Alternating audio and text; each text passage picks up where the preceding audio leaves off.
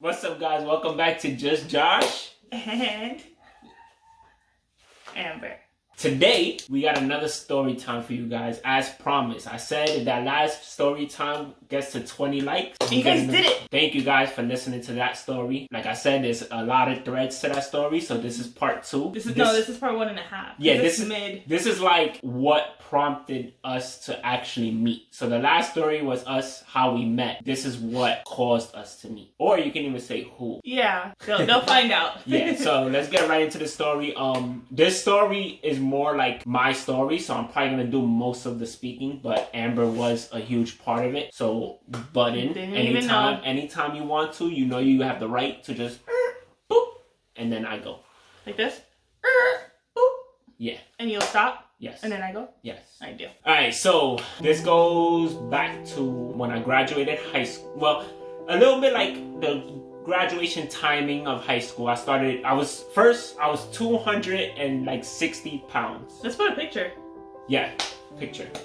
It was like I think my max weight was 265 at one point. Big boy. Yeah, very big boy. I was getting a lot of like doctors was telling me I was 17, 18 years old, probably 17 at this time. Getting a lot of like doctors telling me I'm at high risk for diabetes, high blood pressure, this, that, everything that comes with obesity and being overweight and out of shape. And I decided to, make a change before I have to deal with these things my whole life, So I just went really hard at working out.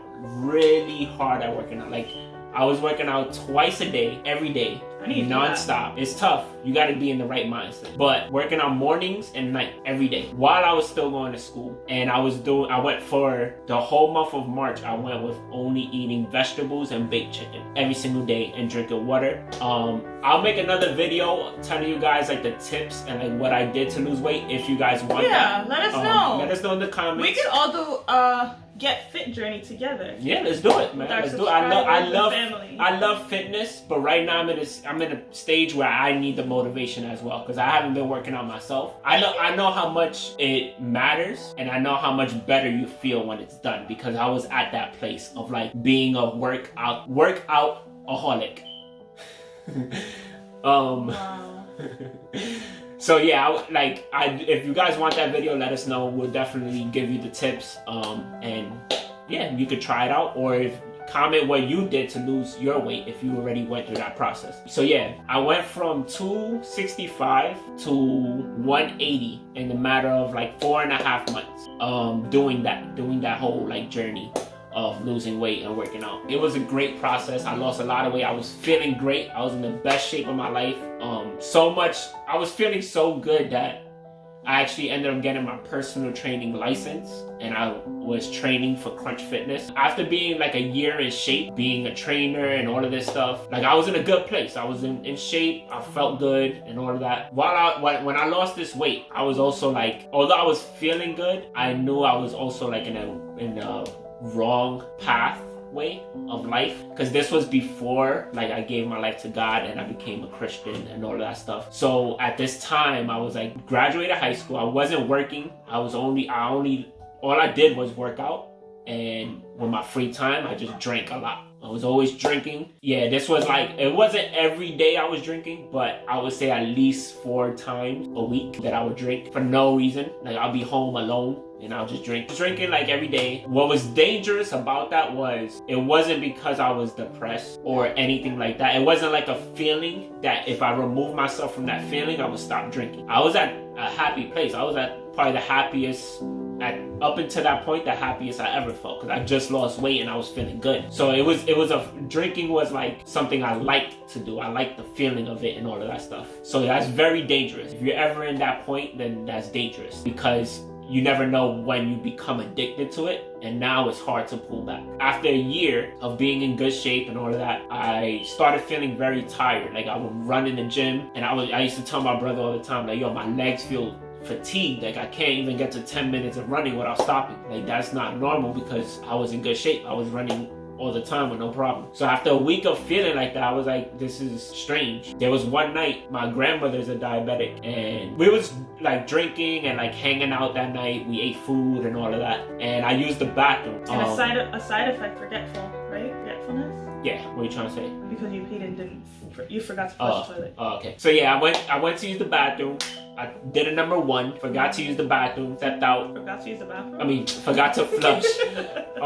And my grandmother went in after me and she saw my pee there, and she knows the symptoms of diabetes because she has diabetes. She saw like there was a lot of suds and bubbles and it was dark. So she asked my mom like, who used the bathroom? My mom was like, Josh, me. So we decided to check my sugar, like check the levels of it. I don't remember the exact number, but I know it was in the 500. It was like 520 something. And when you're not a diabetic, it shouldn't pass 120. Like once it passes 120, then there's high concern. But now they're trying to change that lingo. Yeah, I think they brought it up to like 140, but it shouldn't go past 100. Honestly, if you're in great shape, it shouldn't go past 100. So mine was at 520 something, and at that point I'm terrified, I'm scared. I'm like, bro, diabetes? What? I'm 19 years old, I'm in the best shape of my life, I lost all this weight so I don't deal with this thing, and it still came back to get me. So I'm trying to like be in denial at this point, and my mom is like, we need to go to the hospital, this and that. I'm like, nah, we don't need to go to the hospital, I feel good, I'm good, I'm gonna sleep it off. We check my sugar again in the morning. So we did that. In the morning it was like 2 something, which is still high. It dropped, but it was still high. So we went to the hospital and they told me I was a diabetic. Not only diabetic, I was diagnosed with DKA at the moment, which is diabetic ketoacidosis. Yes. Something like that. Yes, that's exactly what it is. It's when you get acid in your blood from having high sugars for a long period of time, which made no sense to me because, like I said, I was tracking my health. They said when I lost the weight, they said I wasn't at risk anymore for diabetes, for nothing. I was in perfect shape. And then I have something now that you can only get it if you have high sugars for a long period of time. So I was like, when did this happen? When did my sugars spike up out of nowhere? Which they don't know. They don't know when it exactly happened. So yeah, DKA, what happens is like the acid's in your blood and then it starts attacking your organs. So it will attack your kidneys, brain, everything. Yeah, like everything. So I stood in the hospital for like about 4 days at that point. And this was, like, I grew up with a family who believes, but I didn't really grow up in that type of setting. Cause like my parents, they believed, but they never pushed God or church on us or anything. Like I never really went to church. I only really went to a church one time before when I was probably like 10, and I only went because they ordered Papa John's after service.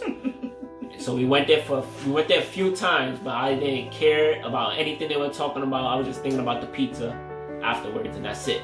But while I was in the hospital, that was the first time I think like I really tried to pray to God, which it felt different because like there was times like before I take a test in school, like I do a quick prayer, but it was like a favor. This was more like a conversation with God, like, cause what was funny, I didn't have a relationship with God. I knew of God, I didn't know who God was. But what I didn't ask for healing, which I know He can do. What I asked for was a relationship. I said, God, I want to have a relationship with you. And that was a very impactful moment for me. Like I felt different at that point. And the very next day, a guy came in with a Bible. No, he came in and he started like speaking God's word to me, and he was like, he's gonna bring a Bible in for me the next day, because I'm too young to be going through what I'm going through. By the time he came in the next day, I was out the hospital, which is crazy to me. So I never received that Bible from him, but I know that's, that was God's messenger. Yeah, it was a cool moment, which I didn't understand at the moment, but now I understand because now I know more. But yeah, this is when Amber kind of like ties into the story, because during this time, remember, I knew Amber way before I was 19 years old. We knew each other since we were like 12 years old. So we always like spoke here and there as friends. So I knew she used to go to church, but we never really spoke about church. We never really spoke about God or anything. And when I came out the hospital, well, we chilled like that whole summer and stuff. And then she invited me. Yeah, we met 4 months after he came out the hospital. Yeah. And then a few months after we first met, then my mom invited us Yeah. to a new church. Yeah, she invited us to a new church, and I was like, and the only thing in my mind is thinking like, this has to be the answer for, because throughout my whole life, I personally was never invited to a church. Like maybe people I knew, like family members, and then like, but never someone reached out to me to ask me if I want to go to church with them. And it was a new church for them, so I wasn't alone being there new.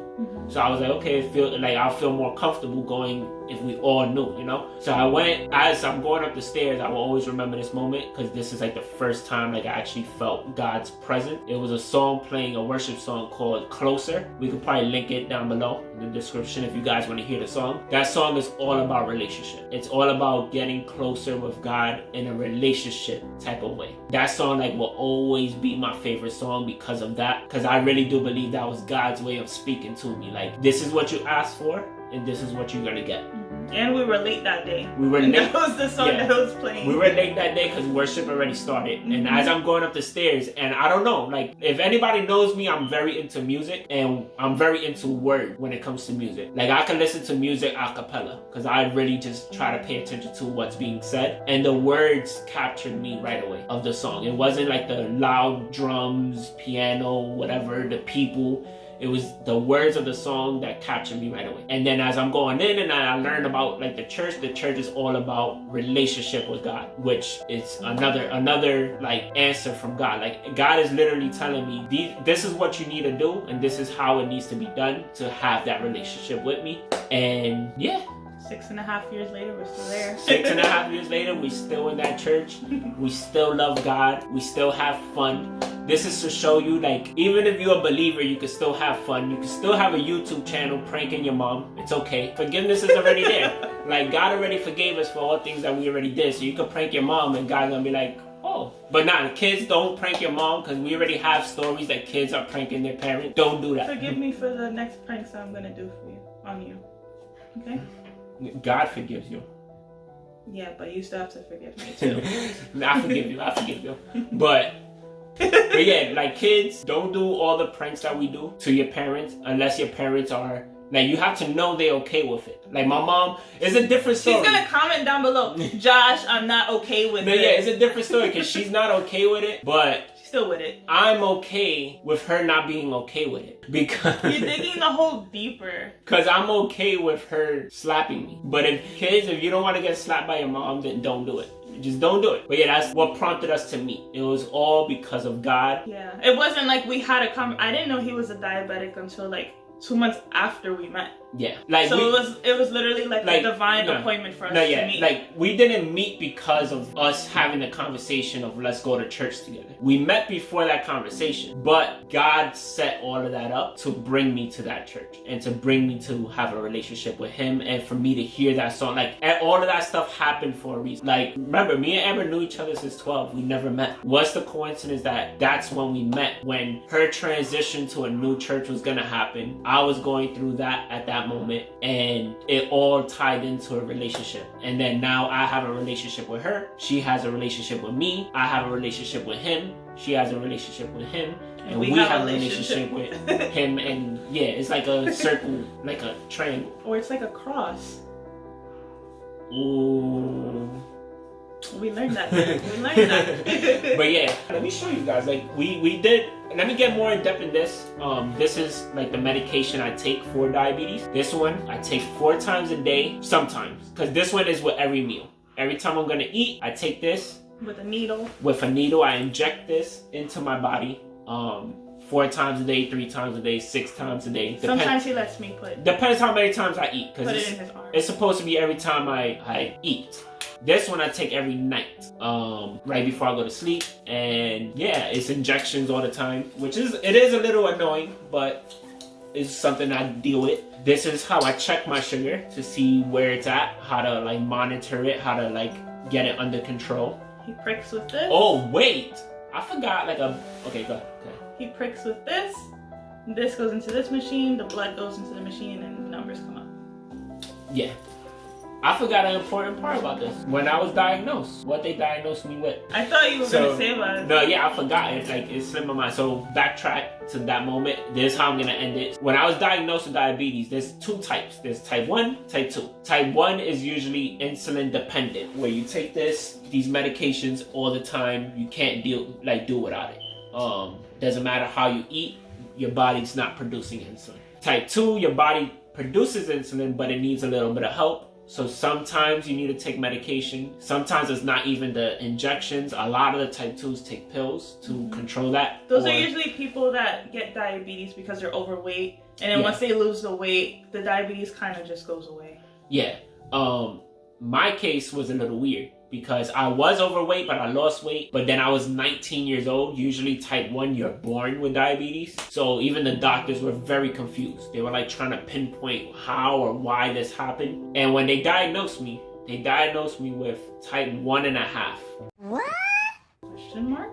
Exactly. I saw your face. That's exactly, no, not yours. I saw their face. Oh. That's the same face that I made when I found out. I was so confused. They were confused. They said... Still confused, but there's a purpose for it all. Yeah, they said there was only 5% of the people that have diabetes that's labeled in this percentage. So type 1.5 is that your body is producing a little bit of insulin. So it's acting as a type 2, but eventually it's not going to produce insulin. So eventually you'll be a type 1. So I'm like, why don't you just say I'm type 2? And then when that time comes, you put type 1. You making no sense with 1.5. It's either or. It can't be in the middle. There's no way this could be in the middle. That makes no sense. So as I learned a little bit though, my body acts as a type 1. Because if I don't take insulin, then it shoots up. So if my body is producing a little bit of insulin, then it's not enough. Which we fasted for a month before, and during that month, I really didn't need medication. We ate like 2 meals a day, 1 meal a day, because it was during a certain hours. Time, yeah. I think it was in between. We had like 3 hours in a day to eat. Yeah, something like that. I forgot what it was, but so it was like one hearty meal. Yeah, during that time, I didn't need any medication, so maybe I should start doing something along those lines. His sugar would actually be too low. Yeah. Which was interesting. Yeah, which sometimes, and then it would shoot up on its own though. Like it would go low, and then it would go high on its own without me taking, because when it goes low, I'll have to drink something or eat like a candy. But that connection with God like brought my sugar up on its own, and then it'll drop it on its own. It was like, but yeah, that's my story. Thank you guys for listening to this. It's something that I dealt with before. When I was 19, now I deal with it better. I learned a lot about it. So shout out to all my diabetics out there. You're gonna be healed. Yes, we already healed. Live like it, act like it, and believe it, and it's gonna happen. And that doesn't mean don't take your medication. No, yeah, you gotta monitor it to know when the healing happens. But sometimes I need help with that area too. I ain't gonna lie. Sometimes I'll be a bad boy. Yeah, I'll be like, eh. But yeah. Thank you guys. We see you guys. We love you. We appreciate you. Let us know what else you want to see. We got bangers coming through. We got pranks, more story times, more food reviews, more challenges. Like what do y'all want? Like really tell us what y'all want, because we here to serve you. This is the whole point to this. Like we want to serve your entertainment side. Follow our TikTok. Follow our TikTok. It's entertaining. Follow our Instagram. Follow our Twitter. We need to make a Facebook page already. Subscribe now. Press that button somewhere. Press the bell so every time we post, you know it's gonna go up. And remember to love your haters, because love is greater. You feel me? We out. Peace.